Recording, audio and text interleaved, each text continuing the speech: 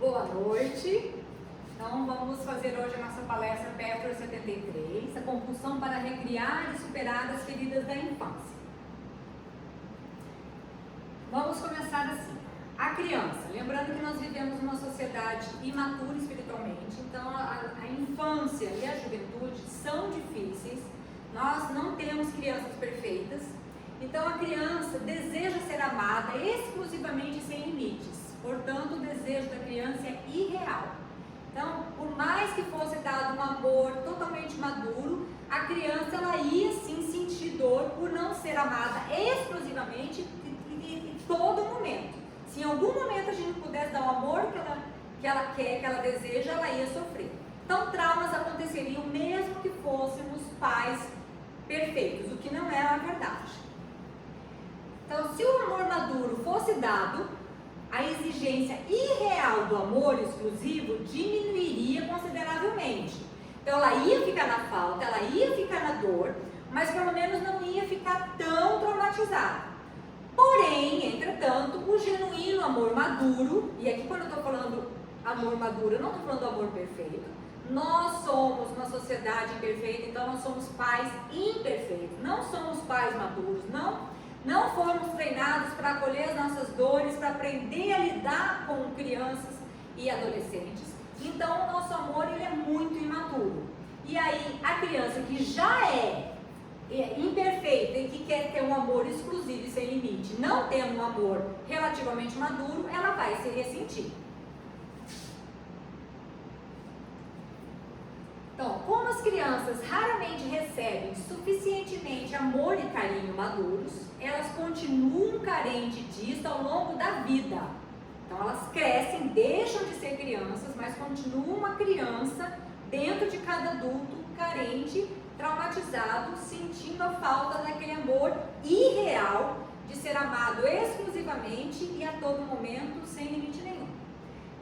Então, elas continuam carentes disso ao longo da vida, a não ser que essa falta e mágoa sejam reconhecidas e adequadamente manejadas.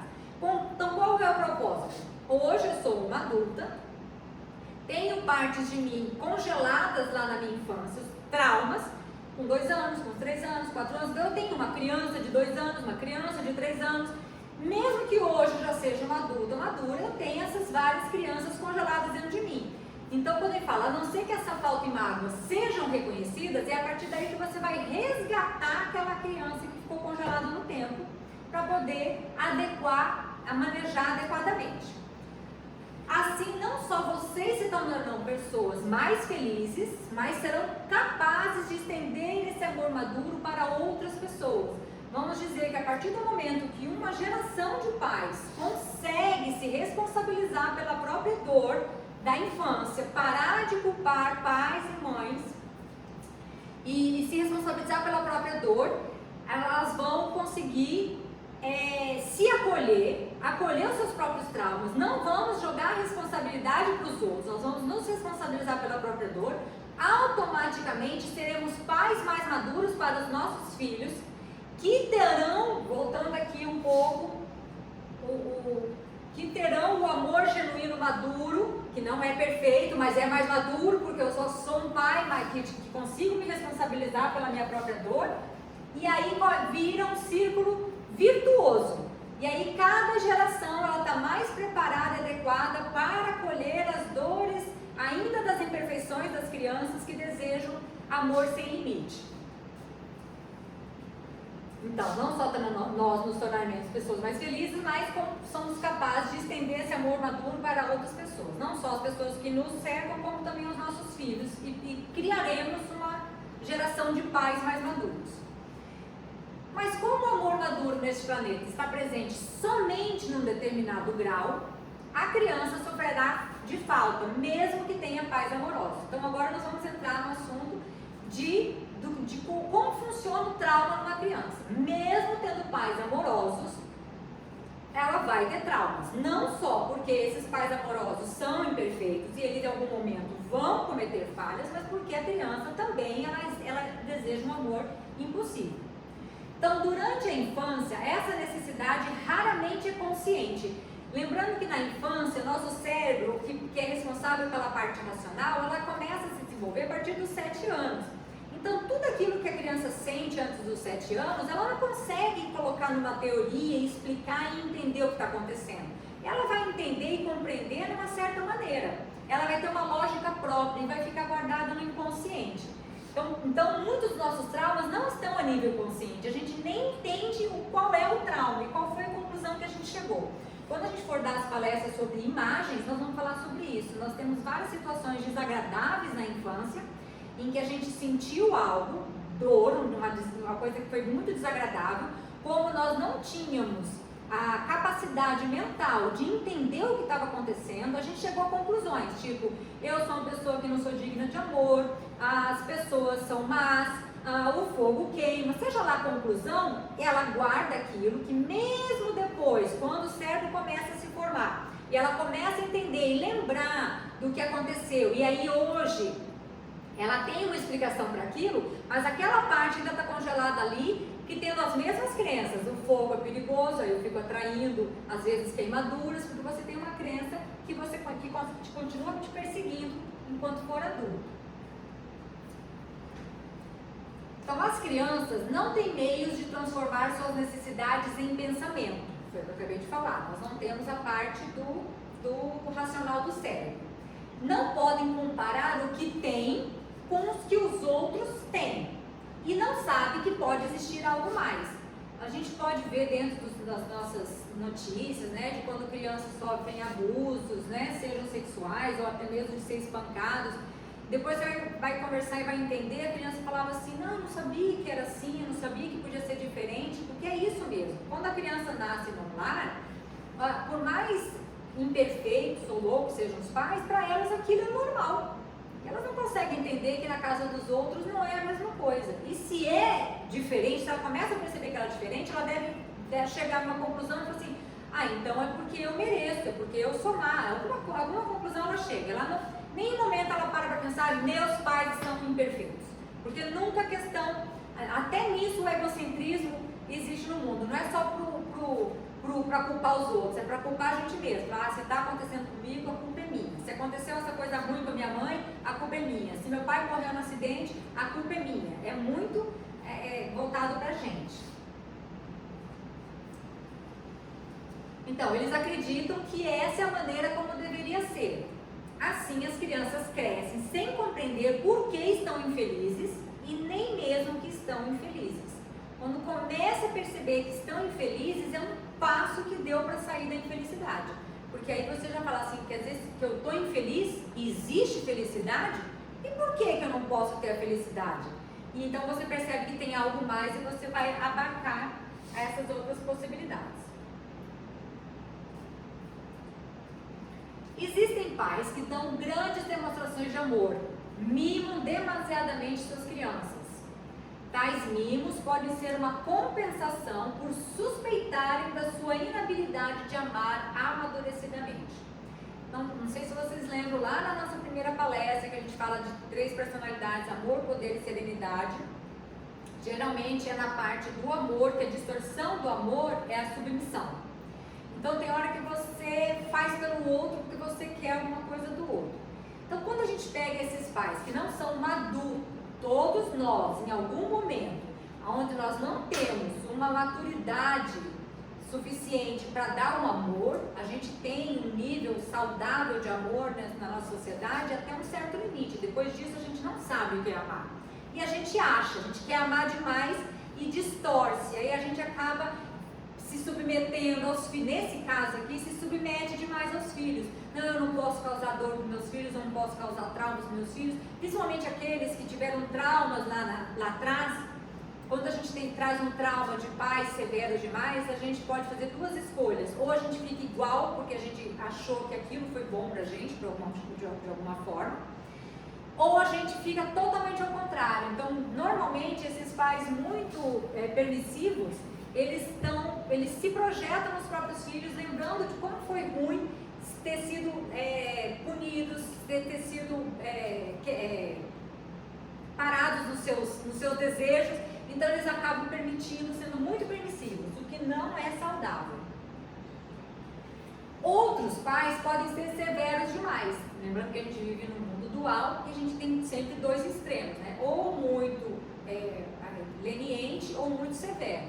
Então, outros pais podem ser severos demais. Demonstram uma autoridade dominadora, maltratando a criança e não permitindo que a sua individualidade se desenvolva. A gente, nessa geração agora, está um pouco mais tranquilo, mas vamos imaginar a geração dos nossos pais, né? As crianças, elas não tinham, elas não eram vistas como uma pessoa que tinha vontade própria. Então, assim, por exemplo, parece coisas bobas. Criança não escolhe o lugar que vai sentar na mesa. Tá bom, em algum momento ou outro, os pais precisam ter uma ordem. Mas em nenhum momento dar uma autonomia para a criança escolher aquilo. Ela é um ser que tem vontade própria, ela tem o direito de falar das suas vontades.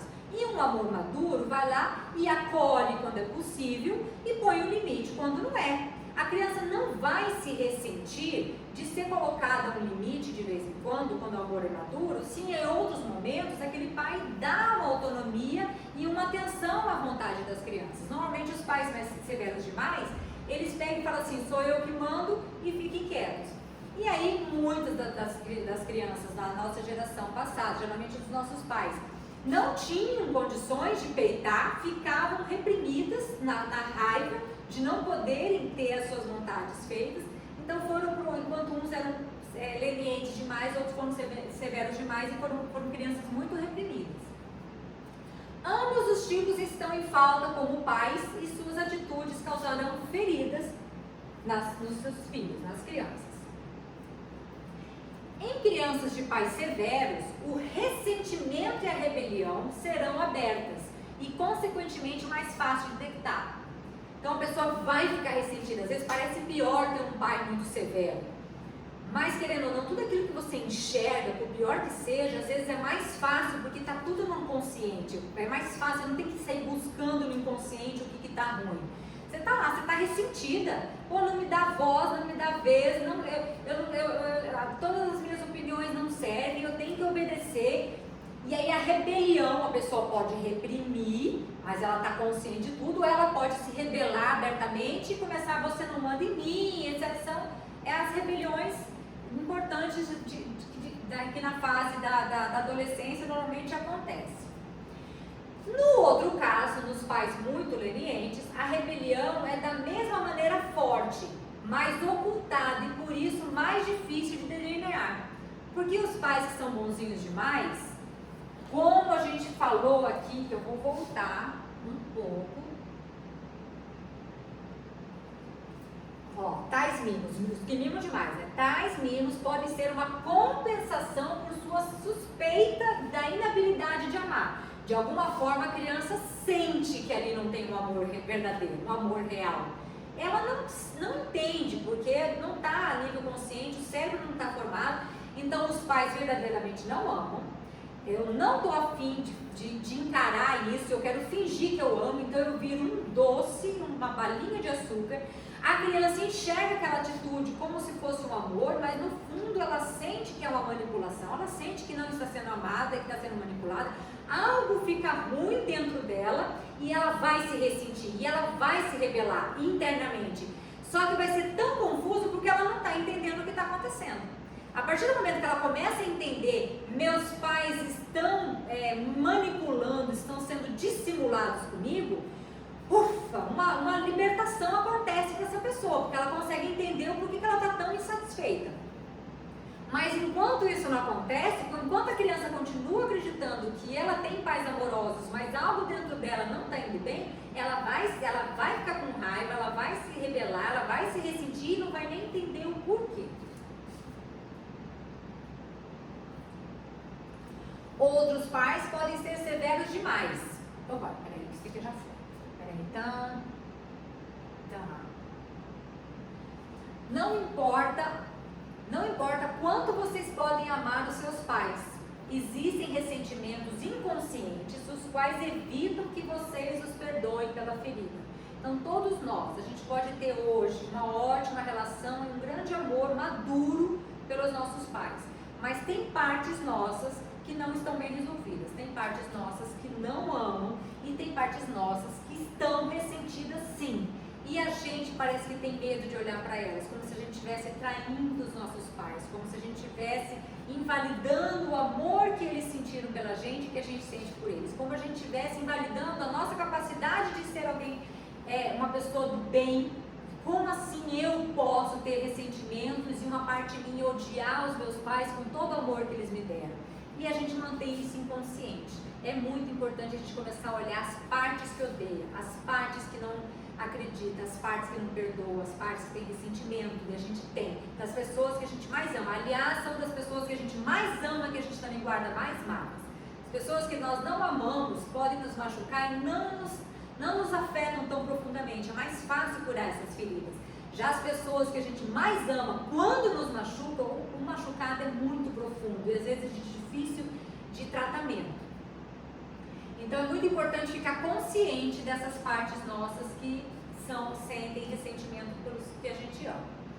Só é possível perdoar e deixar fluir se reconhecerem a profunda mágoa e ressentimento ocultados. Então a gente precisa ter coragem de olhar o ódio que ainda mora dentro de nós. Enquanto forem inconscientes desse conflito, tentarão remediar a situação na maturidade. O que ele quer dizer aqui? Hoje, maduros, do jeito que nós somos, a gente não vai voltar lá no trauma da criança. A gente vai tentar resolver aquela questão lá da criança com a cabeça nossa de adulto.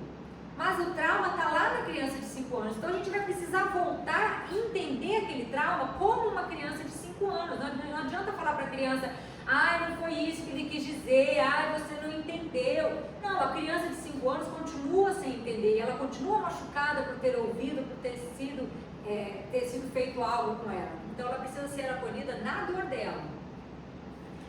Então, como a gente cresce com essa criança e está aqui, a gente não quer resolver, a gente acaba procurando, assim vocês procuram aquele pai ou mãe, que de uma maneira sutil, difícil de detectar, em seus relacionamentos humanos, principalmente amoroso. Então isso na psicologia a gente chama de transferência. A partir do momento daquilo que eu tenho as questões bem resolvidas e principalmente as mal resolvidas com os meus pais, eu vou ficar procurando meu pai e minha mãe em todos os meus relacionamentos. Com o meu irmão, com os meus professores, com os meus coleguinhas na escola, com o padre, com o pastor, com o bispo, seja lá quem for, mais tarde adulto, no trabalho, no mercado, no caixa, a pessoa que vai me atender, aonde eu for, a pessoa que eu vou me relacionar, de alguma forma eu vou estar sempre procurando meu pai e minha mãe. Tudo onde ficou a falta, seja por meu ressentimento ou meu desejo de querer mais. Principalmente, então todos os meus relacionamentos vão ser afetados por conta dos meus traumas mal resolvidos na infância, principalmente o amoroso. Então, onde nós temos os nossos maiores afetos, marido e esposa, é ali aonde a gente mais vai ter o nosso verdadeiro amor. Se é um relacionamento maduro, nós fomos atraídos por aquele parceiro por um amor maduro, mas também vai ter os nossos piores traumas vão estar mostrando ali no nosso parceiro. Então ele vai ser o espelho. Se a gente começar a encarar os problemas que nós temos com os nossos parceiros como se fosse só aquilo ali, a gente vai estar longe de encontrar qual é o problema real, que geralmente aquilo ali é só uma amostra do que realmente ficou preso lá no passado. Então olha só, a criança cria situações semelhantes tentando vencer no final a fim de resolver a situação ao invés de sucumbir a ela. Então o que ele quer dizer com isso? Uma criança que teve o amor da mãe, eu vou dar um exemplozinho dentro de vários, nós temos várias questões. Ela sentiu o amor da mãe, mas ela não sentiu o amor do pai. O pai era ausente. Seja porque ele realmente não gostava da filha, ou seja porque ele viajava demais, por algum motivo a criança sentiu que não interessa muito o que verdadeiramente aconteceu. O que interessa é como a criança sentiu aquilo que aconteceu. Então, se uma criança sentiu que ela não era vista pelo pai, ela vai sair no mundo procurando um pai para ser vista. Só que para poder resolver a situação, para vencer, ela vai procurar o mesmo tipo de pai, um pai ausente. Então ela vai procurar o marido ou o filho filho vai procurar uma esposa, seja lá, que o parceiro trabalha demais, não tem tempo para ele. Ou um parceiro que é mais fechado, que não tem uma qualidade mais amorosa de ficar dando atenção, de conversar. E a pessoa, então a criança cria essa situação. Nós hoje maduros vamos atrair um parceiro amoroso que vai cutucar minha ferida de sentir que eu estou sendo abandonada, que eu estou sendo negligenciada pelo meu pai. E vou ficar brigando nesse relacionamento para finalmente ter uma atenção dele. Ou, porque a gente chama de transferência negativa, que é nesse caso, que eu vejo uma coisa ruim, ou uma transferência que a gente chama positiva, mas não é positiva, porque toda transferência é negativa. A transferência positiva seria assim: eu finalmente encontro um parceiro que me dê a atenção que eu sempre quis do meu pai. Então ele substitui aquilo que faltou do meu pai. Só que lembra que a criança quer o amor irreal, que é exclusivo a todo momento, a toda hora? Ela vai sufocar o parceiro para todo momento, tá? Porque ela continua criando essa situação semelhante. Ela não tem medo de ser abandonada? Então a todo momento ela vai estar testando se ela vai ser abandonada. E aquele parceiro, ela vai criando situações e aquele parceiro vai começar a ficar sufocado e vai começar a ter problemas de relacionamento. Então, é uma transferência positiva? É, porque finalmente ela conseguiu encontrar o que ela queria. Mas é negativo porque ela está substituindo esse parceiro pelo pai dela. Ele está buscando uma situação que ficou preso lá. Em vez de voltar lá na infância e tentar acolher essa criança e curar essa ferida, para não precisar transferir para os outros essas feridas, eu continuo querendo buscar isso fora. E eu vou sufocar o meu parceiro até que finalmente ele, que também não é perfeito, vai querer se rebelar e nós vamos ter problema de relacionamento. Então, perder uma criança, né, que para nós adultos hoje, criando a situação semelhante, para finalmente resolver, porque a gente não pode sucumbir, porque perder significa ser esmagado, e isso deve ser evitado a todo custo. A gente, se for parar para pensar, nós adultos hoje, quando a gente chama, no PET a gente gosta de chamar isso de reação emocional. Porque é diferente de sentimento. Sentimento é assim: aconteceu uma coisa feliz, eu estou feliz. Aconteceu uma coisa triste, eu fiquei triste. E passa. Aconteceu uma coisa triste, eu fiquei triste e passou. Porque aquilo foi algo que foi um gatilho para ficar triste, pronto. Reação emocional, não. Reação emocional, acontece algo que me deixa triste, mas que tem ligação com traumas do passado. Então não é um sentimento que flui, fiquei triste, fluiu, passou, agora já tô bem. Não, eu fico presa ali, porque eu sei que aquela situação me lembrou algo do passado e eu estou presa nele. Então a reação emocional, eu vou ficar uns 2, 3 dias muito incomodada, muito. Enquanto não passar a reação emocional, a sensação que tem é que a gente voltou no passado e nós somos, digamos que esse trauma se tornou um trauma que eu tinha com 3 anos, eu vou ficar esses 3 dias me sentindo como uma criança totalmente despreparada de 3 anos, porque hoje nós somos adultos, nós temos cérebro que sabe falar, calma, você não, isso é desproporcional, você não vai morrer por causa disso. Mas a criança, quando tinha 3 anos, ela achava que ela ia ser esmagada, e isso tem que ser evitado a todo custo. Então a gente fica um adulto lá de 40, 50 anos se sentindo totalmente desprotegido como uma criança de 3 anos, por algo que ela volta lá no passado, reação emocional. Então o processo como um todo é completamente destrutivo. Por quê? Em primeiro lugar, é uma ilusão achar que no passado vocês foram derrotados. Como eu falei, quando a criança era lá de 3 anos, ela tinha a sensação que tinha sido esmagada, porque era a compreensão que ela podia ter do momento, mas não é a verdade. A criança passou por um trauma muito grande, mas ela não foi destruída. Então é uma ilusão achar que no passado nós fomos derrotados. Consequentemente, é uma ilusão que vocês agora serão vitoriosos. Tipo, se eu conseguir vencer, deixar para trás aquilo, agora eu vou ser vitorioso. Não, não vai. Primeiro porque era mentira que você foi derrotado, então não tem como você ser agora vitorioso. E também é uma ilusão que a falta de amor seja, na verdade, a tragédia que o seu subconsciente ainda vive. Porque, de novo, a gente sente aquela dor como se fosse uma criancinha lá de 3, 4 anos, que a gente acredita que é uma tragédia mesmo. Hoje nós temos cérebro mais maduro, a gente sabe que não é uma tragédia. Então vamos acolher essa criança e vivenciar aquela dor. Hoje nós temos cérebro maduro, então nós vamos vivenciar enxergando que não é a tragédia que a criança achou que fosse. Hoje nós temos condições de vivenciar essa mesma dor de um jeito diferente. E é assim que vai curando a ferida. A única tragédia está no fato de que vocês obstruem as suas alegrias futuras ao continuar reproduzindo a situação e então tentar dominá-la. Porque se eu, voltando naquele mesmo exemplo, de que se eu tive um pai ausente e aí eu estou a todo custo procurando um pai que seja presente, mas para procurar um pai que seja presente, eu continuo buscando uma pessoa que é ausente, eu fico reproduzindo a situação.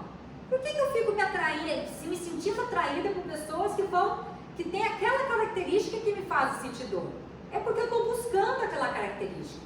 A hora que eu consigo me responsabilizar por essa dor, eu paro porque é uma atração química mesmo. Você se apaixona. Uma terapeuta minha me dizia assim, que a gente é capaz de encontrar nosso parceiro de olhos vendados, porque a química faz com que a gente vá lá e escolha exatamente aquele parceiro que vai cutucar todas as nossas dores. É incrível como a gente consegue atrair situações, mesmo sem conhecer a pessoa, a gente vai atrair exatamente aquilo onde vai cutucar as nossas dores. Então vamos parar de ficar reproduzindo.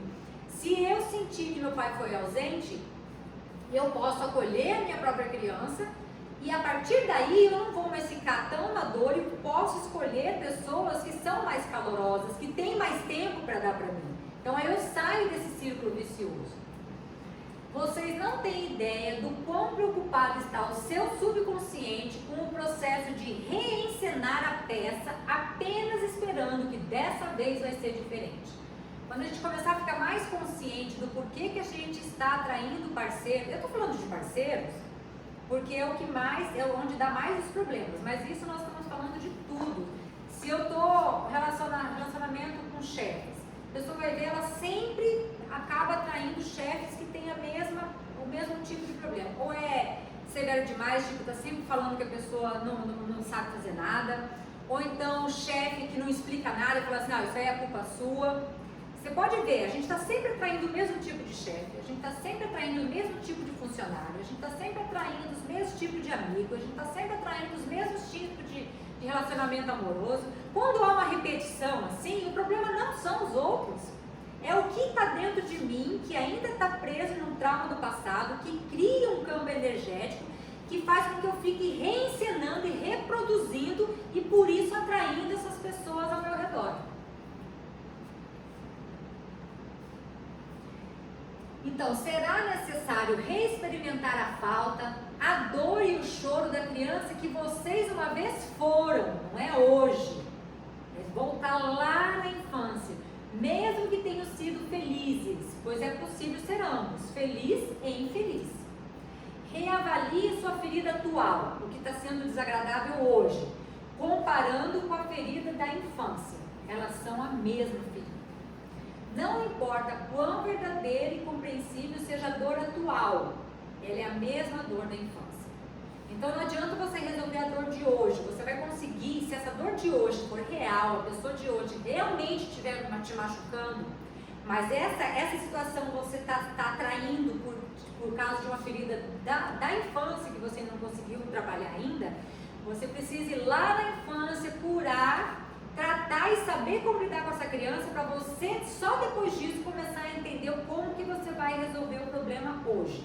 Não adianta tentar resolver o problema hoje sem olhar para o ontem. Como sabem que dificilmente existe uma pessoa realmente madura, essas imaturidades no seu parceiro não serão a tragédia que antes era. Então, se eu estou lá, eu sinto como uma criança abandonada que não aceita do meu pai, que nunca teve presente na minha vida, e daqui a pouco eu caso com uma pessoa que trabalha demais. Aí eu vou lá, me acolho, eu vejo que essa dor do meu marido é um plantonista médico. A dor desse meu marido está sempre ocupado com os outros, não é de hoje, a Andréa de hoje é a da Andréa lá de 4 aninhos, eu me acolho e eu consigo dar escola. Aí eu vejo o meu marido de hoje, embora ele seja ausente porque trabalha demais, ele é amoroso, ele é um parceiro bom, quando ele está comigo ele me nutre. Então eu não tenho um um problema real.